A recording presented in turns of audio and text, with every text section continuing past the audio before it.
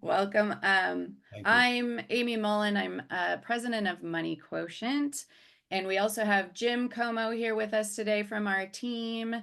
He can help out with any technical issues if you experience any in our intro to the First Step Cash Management webinar today. Also, feel free to add any questions into the chat window. And then towards the end, I will go through any questions that you might have. You're most certainly welcome during that time as well to unmute yourself and ask questions. There's quite a bit of information I want to get through. So I typically like to move through the presentation. Many of your questions might be answered as I do that. And then we can take a look at what information you still want to know. I can also go through some frequently asked questions also. So today we're taking a look at the First Step Cash Management System. You'll see brought to you by Money Quotient as well as the Planning Center. A little bit of history on this cash flow model.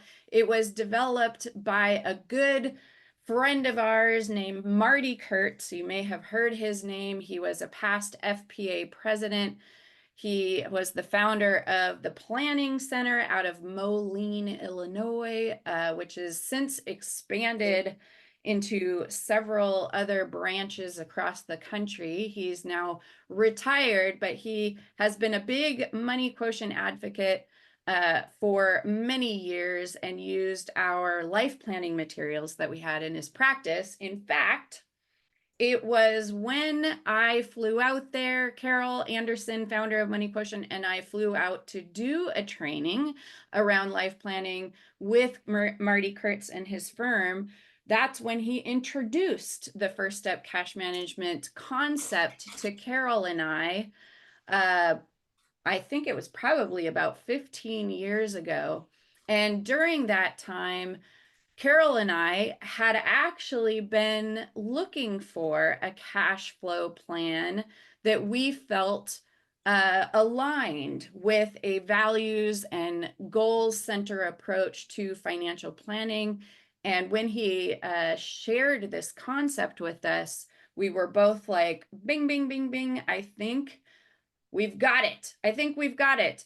So I'll kind of explain as we go through why and how this concept really sparked an interest in Carol and I. And I will say that as a way of getting familiar with the concept, Carol and I both integrated it into our own personal lives. And we're thrilled with how it worked. We have personal experience with how it can really shift your perspective on your cash flow, help you to think differently about how you're spending your money. And I will add the fact that Carol and I are very different personalities when it comes to how we're spending our money. I am a spender. I will admit I'm a total spender. And I'm also a just give me the highlights. I don't want to keep tracking transactions. I just want an easy way to know how to spend my money. That's the way that I am. Carol is a nervous Nelly. She wants to understand where every penny is going. She was very nervous about letting her Quicken software go. So she ran Quicken and the First Step management concept side by side for a few months. And then quickly, after 3 months, she understood that she doesn't really need Quicken anymore and tracking those specific transactions. It helped her to feel more confident in what she was doing. So two ends of the spectrums in terms of personalities, and it fit us. This concept fit both of us pretty well. So I'll help to explain how that works. Let me just check my notes to see if there's anything else. I guess before I jump into the details of this, I would like to set the stage by asking you to forget everything you know about budgeting. Because when we understand how we've been tracking our finances for years and years and years, sometimes the specifics and the details of budgeting systems get in the way of the simplicity of how this concept actually works. So come and listen with beginner's ears and see if you can find the reasons why this system might work quite well with a lot of people and actually lead to people sticking with the program a lot longer. That is what we see happens with this concept as well. So what I'm going to do is I'm going to share an introduction to this system in the same way that we recommend advisors introduce it to their clients. So we have a slide deck that we actually send to advisors who want to license this module. And we even have a script that they can go through that help them to introduce it. So I'm just going to read the script from the notes area so you can see exactly how we advise advisors to introduce this concept. All right, here we go. This is typically how most people have their accounts set up and how they manage their household income. One big bucket that all the income comes into and that all expenses are paid from. These expenses range from fixed expenses like mortgage payments and utilities bills to expenses that vary, such as groceries, gas, and dining out. Having all these transactions going on at once makes it difficult to really know when and where the money is coming and going. In addition, all the different ways of completing transactions, such as credit cards, checks, automatic deposit and withdrawal, may increase convenience, but also complexity in understanding how money is flowing in and out of our lives. Imagine instead that we have 3 buckets of money rather than just one, and that the money in each bucket is for specific purposes. Our blue bucket, the static bucket, will hold money that will pay for things that we have purchased in the past or agreed to pay for in the past. This could range from your mortgage payments to cell phone bills. In other words, the money in this bucket covers the things that we've made a commitment to pay for on a monthly basis, as well as any bi-yearly or yearly commitments such as taxes and insurance premiums. Our second bucket, the yellow control bucket, holds money to help us to pay for things we purchase every week, but often vary in cost. With this money, we would pay for anything from groceries to recreation. The third bucket, our orange dynamic bucket, holds the money we will use for all that we pay for in the future.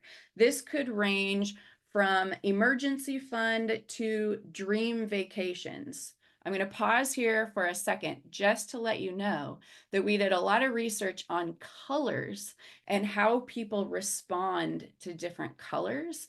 Originally with this program, we had red, red, yellow, and green, like a street light, like a street traffic light. But people felt the red for the commitments part made people feel like that having those commitments was a bad thing, which is interesting. Like red is kind of no, no, no sort of thing. Anyway, we specifically picked the colors because of how people naturally reacted to them, which is fascinating. Okay, moving on. In short, our static bucket is for past commitments, our control bucket is for present day choices, and our dynamic bucket is for future needs and wants. So again, pause. Notice how we're putting a time frame on how we're spending the money. That is key to how people start thinking about money, which is also very interesting. Okay.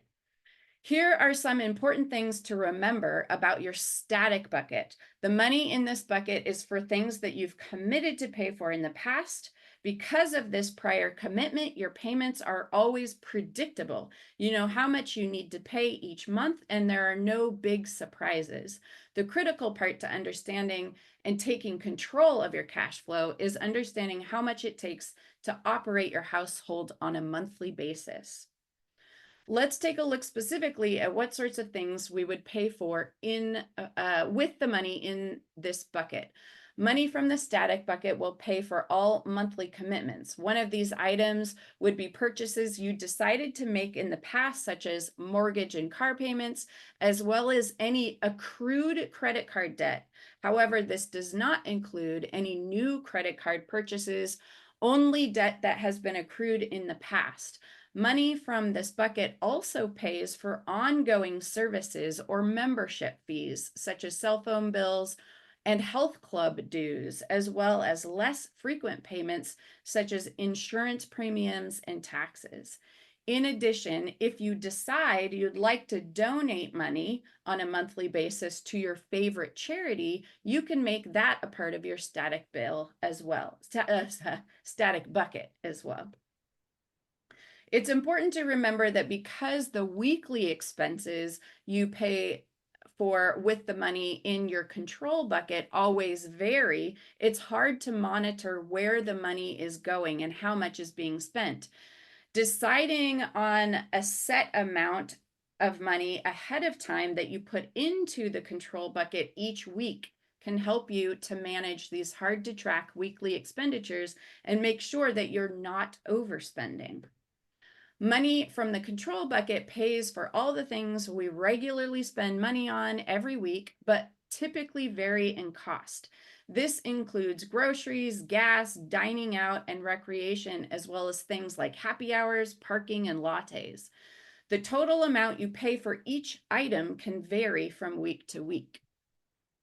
Deciding on what you'd like to purchase in the future and using money from the dynamic bucket is one of the fun parts. Not only will we be sure to put some aside as a cushion for unexpected financial challenges, allowing us to feel a bit more secure about the future, but we can also allocate some to reaching the goals you've always dreamed of accomplishing.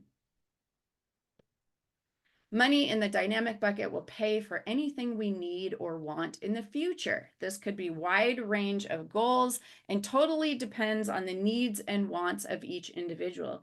Usually, individuals will allocate some money to an emergency fund, retirement savings, and healthcare savings to ensure their financial security.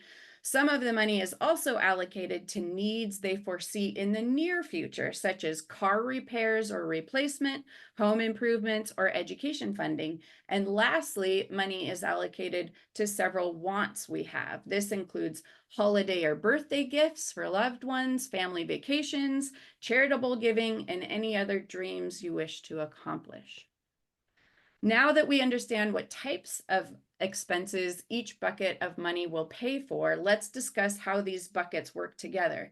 The amount of money needed for your static bucket will directly affect how much is available for your control buckets and dynamic buckets. This scenario, the large static bucket and very small control and dynamic bucket, could represent the financial state of a student just entering the workforce after graduating from college. This person probably has large student loans to pay off and is starting out on a lower salary. How much money you spend weekly from your control bucket also affects how much is left over for your dynamic bucket. This scenario could represent someone who prefers a very lavish lifestyle that is outside of their means. They have high monthly bills to pay for luxurious cars and houses, and also spend large amounts of money during the week on dining out, entertainment, and personal care. Because this is outside of their means, there is little to none left over for needs and wants in the future. It's important to also keep in mind that any new large expenses that are not saved for in advance in the dynamic bucket will be added to the static bucket in the form of debt. Money from the control or dynamic buckets will need to be transferred over to that static bucket in order to cover the new expense. What this means is that a new debt will result in less available for weekly spending and for future needs and wants. To simplify your cash flow and help you to easily monitor where your money is going, you can set up your bank accounts to function like these buckets. Here's what it would look like. Your household income would go directly into your static bucket. This bucket usually consists of one checking account for paying monthly commitments and possibly a savings account or two to fund bi-yearly or yearly commitments such as taxes and insurance premiums. Your monthly bills can then automatically be paid each month from this account using online bill pay, automatic withdrawals from checking, or credit transactions. Also, as soon as the income comes into the static, certain amounts can be automatically transferred to fill your control and fund your dynamic bucket. Your control bucket will consist of a debit account for each family member you'd like to include in the system, and will be funded once a week with a set amount of money that we will make sure is enough to pay for all variable weekly expenses.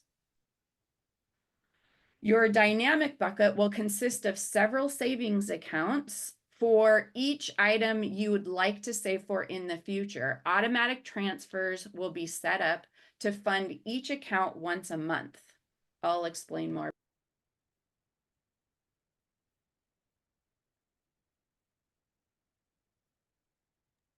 Amy, I'm sorry to bother you. I think you muted yourself. Oh, I did. What I said before was I'll talk more about those dynamic accounts. Usually there's a lot of questions about that. But to finish up the last slide of that presentation, the first step system will help you to simplify your cash flow and make everything automatic. So all you need to think about is withdrawing your weekly amount of cash and spending it however you'd like. It will also be fun and exciting to sit back and watch those dynamic accounts grow.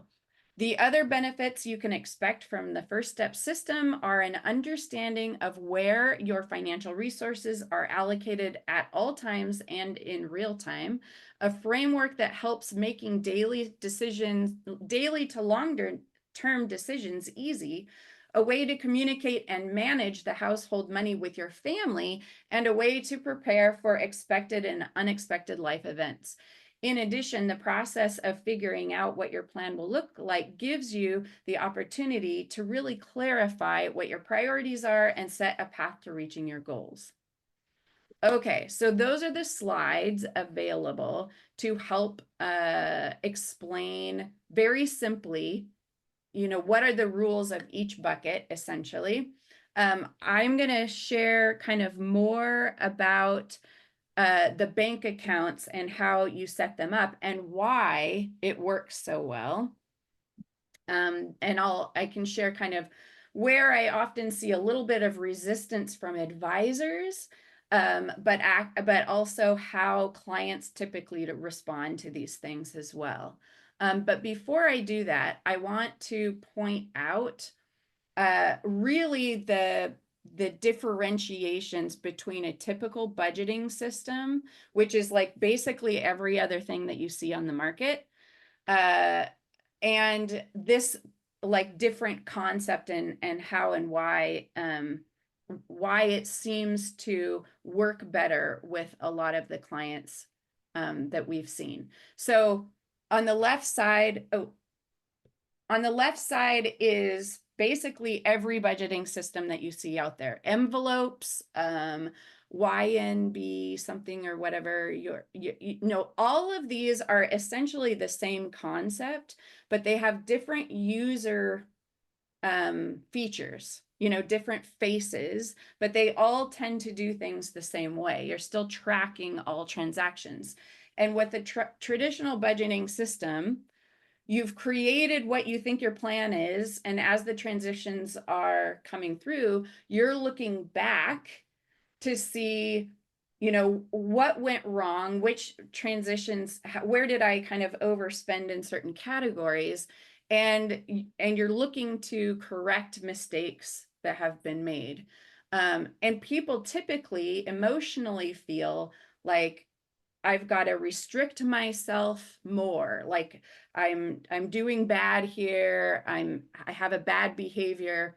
And the system typically requires that they do constant transactions. If you get behind, then you have, lots of transactions. It can take you an hour or two to try and catch up with tracking those transactions, which is, I think, one of the key reasons why people don't stick to a typical budgeting, because it's not interesting, it's not fun, and it's, consistent maintenance. This cash flow plan instead, however, is that we're looking at where we are now and towards the future. We're not looking back. So we're making decisions about what our goals are in the future and how we want to spend our money this week. What do we want to do now this week? And we're working towards goals in the future, which tends to be a lot more motivating for people. Carol will say this, Carol, my mother, who is the one who's very nervous all the time about her money. And she would admit that oftentimes she wouldn't feel free to spend her money because she was worried that she was spending the money that should be used for something else. And even though there was plenty there, she still had this scarcity mentality. She said that the system actually makes her feel free to spend her money because she knows that the money for savings, she knows the money for bills has already been separated out. And because you're getting that stipend of money on a weekly basis, she's like, I feel like I'm rich. I have the same amount of money, but I feel like I'm rich, and I don't feel nervous anymore to spend some of this money, which is great. And once you have the bank accounts that are set up and the system set up, it just works automatically. So all they need to do is focus only on that weekly money and how they want to spend it. So there's a lot of benefits to this for you as the planner when a person can stick to this plan. First of all, it can be very much customized to that individual's lifestyle. I'll give you an example. Also myself, I'm a person who does not like to go clothes shopping, and I will hold off on clothes shopping and then do like a big shopping trip, like maybe once every 2 years. I will have money building up in my dynamic account in order to do that big shopping trip. Whereas I have friends too who love finding the deals, and they love going and getting, things more regularly. It's a part of their life, something they enjoy doing. That would be something that those individuals would have as part of their control bucket. So they would make sure there's a little stipend in there for that kind of lifestyle that they like. This system also really helps to stop overspending, because every dollar that comes into the system has a purpose already. So it's either going to be transferred to control, or it's going to be transferred to savings, or it's for a bill. The client would need to essentially go into dynamic accounts in order to pull money to overspend. In fact, it's not overspending. They made a choice to spend that money. But they know that if they do overspend, they'll have to quickly figure out how to make up for that mistake by transferring money around, but that just doesn't happen. It also helps to eliminate credit card abuse. So like in the slideshow, when they understand that new debt kind of weighs this bucket down a little bit and they need to pull money over from control or from dynamic in order to pay that extra debt off, psychologically, they understand it better. They understand the weight of debt, essentially. And it promotes saving for future big purchases. So those dynamic goals that we have. And because they would need to go into a dynamic account to spend for something they weren't planning for, it does kind of create this decision-making framework. So they can go in and say, well, I saw my friend's stereo system and now I really want one, but it wasn't something that I was saving for. I can pull from my car fund if I want to and go buy the stereo. But do you see how that kind of helps them, helps create a decision architect? Or you become a decision architect. So they have to make a mindful choice in order to do that, which is great.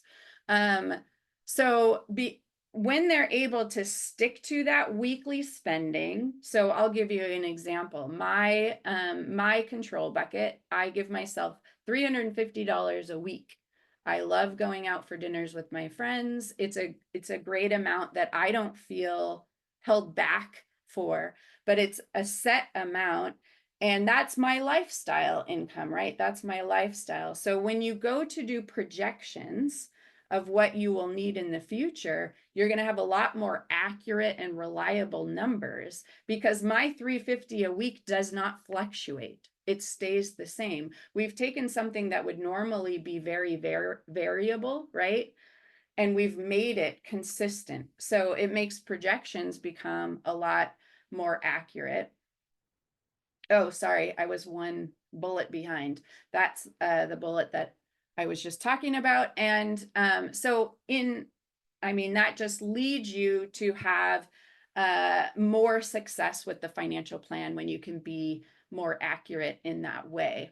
So the benefits for the client, I will say, is it brings a lot of peace of mind. I was kind of sharing Carol's experience with it, knowing that the bills are being paid automatically, and that money is going over to savings automatically. Carol felt that real sense of freedom to spend that weekly money however they want. And because you're not saying exactly, you're not categorizing exactly how it's being spent, they don't have to worry about being judged by their advisors either. I spent this much on going out and less on certain things. So that can be an emotional benefit as well. And there tends to be a lot of excitement and motivation as they're seeing the accounts getting closer and closer to their goals. The online, I call it an online planning tool that we have rather than like a software program, because frankly, it's a glorified calculator. It is sent up in a way that helps people to see what they're going to need monthly, weekly, and how they're going to contribute to their savings accounts. And when they're able to enter in the information into these different buckets, it provides a report. This is very simple. It has I can show you also what it looks like on the website, but it provides a very simple graph. And it's really amazing how quickly that brings clarity to the client. Suddenly they know, wow, okay, this amount of my income goes to commitments that I've made. And this amount is how much I'm spending on my daily life. And then this is how much we have going towards savings for future things, whether it's short-term goals or something longer in the distance. What we have noticed is that cash flow seems to be that sweet spot in between talking about what's going on in their lives and what their personal goals are and values are, and those more complicated financial conversations. Cash flow is the thing that helps them take more control overreaching their goals. They can't control what's going on in the markets or the decisions that the government is making or whatever it might be. But this seems to be the sweet spot where they can actually take some control. So here's a sneak peek of kind of what the website looks like. We have purposefully designed it to be very simple and clean, which I specifically like. As you enter in numbers, can you see my cursor on the screen? Cool. So this area is where this chart, this bar graph grows as they're entering in. So first they put in their income. When they click on this bar, it opens up and they can add in their income. And then,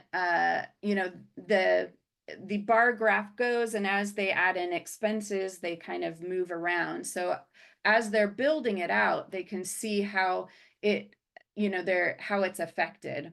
I will also point out there is, which I think is one of the most valuable parts for clients, is that it's possible to create multiple scenarios. So you have your current plan that you're following.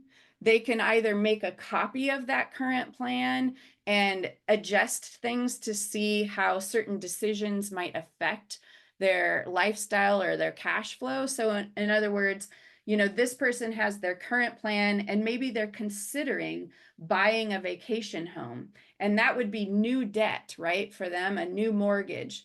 So they could make a copy of their current plan and adjust and add in that mortgage to see how things would need to move around to make that work. If they're changing careers and their income would be different. This is a great feature for decision making before moving in, helping them to proactively plan what that would look like.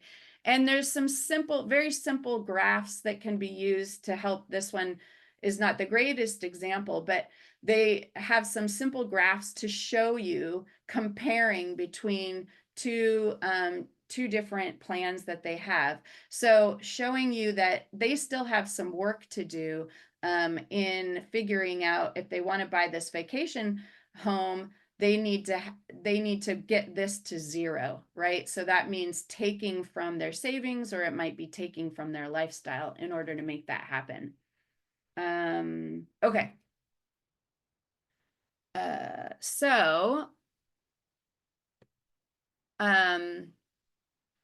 I don't know why I have the slide duplicated, but here it is again.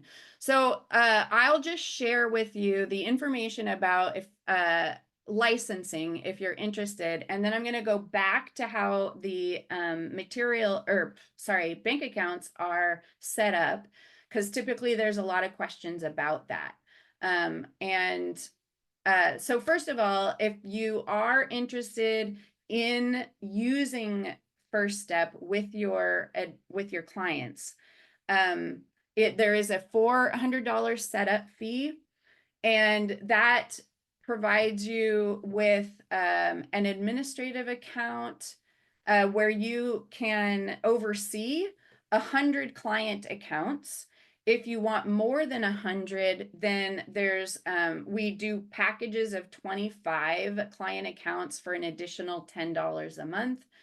That initial setup fee also comes with 2 consultations with me. I mostly in these consultations, we talk about how to have conversations, how to have effective conversations about cash flow with your clients that lead to implementation and sticking to the program. So it's some kind of communication coaching, and also lays out an effective way to introduce it or bring up the conversation in the first place. There are some practice management resources that we also provide. The introductory slide deck. We have a 1-page flyer too about the cash flow concept. And then there's a few client-facing articles you could use as blog articles, or you can send them directly to clients as well. So if Colleen is the person you can reach out to if you want to try one of the client accounts, we would give you a demo for a couple of weeks that you can click around and see that for yourself. You never learn more than when you implement it for yourself. If you do it for yourself, you have a much easier time talking with your clients about it. So I'd highly recommend doing that. And if you, pardon, if you do want to move forward with licensing, she can get you set up with that as well. 1 second. Okay, let's go back to the slide on the buckets, or sorry, the bank accounts. Where I often see advisors go, oh man, I don't know if my clients are going to be willing to set up that many bank accounts. I will tell you that it's typically the fear of the advisor and not the reaction of the client. When the client understands they don't have to look at their cash flow anymore, everything runs automatically and they won't have to track transactions anymore. Trust me, they are very willing to do it. And it's also really cool to just be able to go into your online banking and look at those savings accounts and go, whoa, I'm this close to my vacation amount, or I'm this close to, there's no need to see one savings account and try and figure out how much do I have towards this. It's in real time. You can immediately see it. If you do just have one bank account, or maybe you just have three and you're like, we'll group these things together. Trust me, that's not a good idea. It brings back the need for tracking, and we're trying to completely remove the need for tracking. That's what helps people to really stick to it if they don't have to do any work. That's why it's so easy. So personally, I have 12 savings accounts. I told the bank I don't need to receive any statements, because if you think about it, there's no reconciling I need to do, because it's one deposit a month that goes into each of these accounts. It happens automatically. I don't even know when it's, or I mean, I know when it's going on, but I don't think about it anymore. I can just open up my bank account on my phone and be like, ooh, cool. I am, this much higher than I was the last time I looked. And I've renamed all of those savings accounts so that they are named the goal that I'm working towards. So there's a lot of psychological things involved with this framework that actually help to motivate people. And that's important to know and understand. About the control buckets, that's a frequently asked question. And also a concern of the advisors that usually doesn't translate to clients is they're so used to, and they want to put all these different types of expenses on a credit card that have to do with groceries or gas or any of that. That can easily be done on a debit card instead of a credit card. And I will say this is one of the key pieces that keeps the system working without needing to track anything. Because if there is a limit in that debit account that they can't go over, then it helps to control the situation, and those lifestyle figures are going to be accurate. It's when they overspend that it's like, okay, where do I need to pull that from? So if you allow a credit card for the control bucket, the system falls apart. They don't actually know when they've hit the limit. I also believe that it's a really great exercise when they're very first trying it, to pull out that weekly amount of money in cash just for a month. See what it's like. Pull it out in cash. That is a very good psychological experience, because then they really get tangible understanding of how much that money is. So another thing I will say about this is, a question that comes up is like, how come every week and not every 2 weeks or every month? And the reason why is because 7 days are really easy to make it through, and not get to a place where you really need more money. So let me rephrase this. If it's a 2 week period, what often happens is people will spend the money earlier and they end up having 4 or 5 days. They've already spent the money, and that's, you can't live 4 or 5 days without needing additional money, but you can live through 1 day or 2 days, um, bringing your lunch to work or whatever it might be. So 7 days is a nice period of time. They're getting, a new stipend of money on the same day every week. People feel like it's just, the bucket is refilling all the time. So it leads to positive feelings about it. I would not go with 2 weeks. I would not go with a month. Weekly. Let's see, what else? Oh, for people who like to have like miles build up on their credit card or points build up on credit card. My advice, and this is what I do, is I have as many as possible of my static bills. I have it all set up to be paid on my credit card. And then I use that static money just to pay the credit card bill. And that's monthly miles that I'm building, like consistently monthly miles. I also, when I reach a goal in one of my dynamic buckets, let's say I build up the amount of money I need for a vacation, I use my credit card, book the flight, I book the lodging, I use the credit card all through the vacation, and then I take the money from that vacation bucket and I pay off those expenses on my credit card. So there's plenty of opportunity for them to build up lots of points, but not on that weekly spending, not on the gas or these kind of smaller items anyway. I'm trying to think of what other frequently asked questions there might be. We can definitely open the floor if you guys have some thoughts. Oh, I know another thing. There's also frequently advisors will think, well, this won't be interesting or do any good for my very wealthy clients.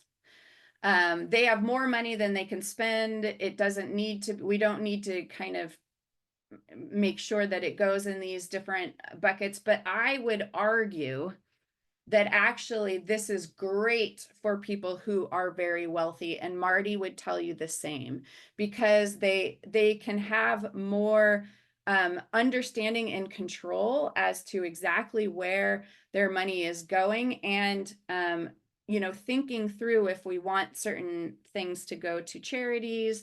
um, uh, it gives them control and a sense of fulfillment when how they're controlling their money is aligned with their values. Another thing this works really well for, particularly well for, are people in retirement. So people who are in retirement are often fearful of spending down the money that they have. So what you can do is, those retirement income sources, you can have it drip a monthly amount of money into the static bucket. You can figure out how this money is going to last them this many years, right? And then you can drop it into the static bucket and they can live as if they were getting kind of a monthly income, essentially. That tends to give them more peace of mind to spend that money in retirement. They don't have to be fearful of it not lasting long enough. That can be a difficult transition for a lot of people to go from income earners to now spending down money.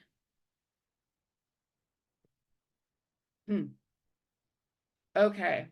I can't think of any more common Q&A questions.